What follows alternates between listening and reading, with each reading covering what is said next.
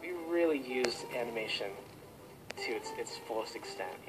A lot of people aren't doing that these days. They're trying to keep it, reality based. This was a cartoon show. There's a time and a place for a script-driven show. There's a time and a place for an artist-driven show, and I think SpongeBob works best because it's a cartoonist-driven show. And we got to do a lot of cartoon gags, exploited animation as much as possible. I hated pitching. It was it was an extra effort to I had to draw and pitch. I overlap that thing in my house, even if it was potty trained. You see that potty. We'd have to pitch to the 40 people in the crew. Before that, it would be a sleepless night.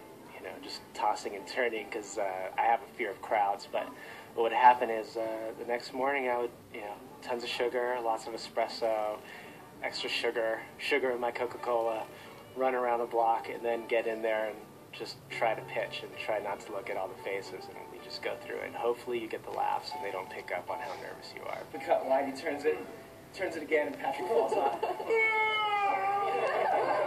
Turns it again, turns it upside down, again. Finally, it strikes it up and goes,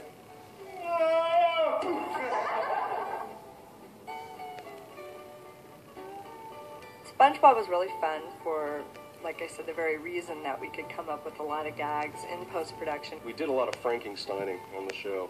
We did a lot of cannibalizing from different takes to come up with a line just so it sounded exactly the way they wanted it to. It was fun because it was sort of guerrilla animation, so we could just do things on the fly and add them in at the last minute if they were appropriate, and made the show funnier. Scuba diving is one of my favorite things to do. I could take my experiences underwater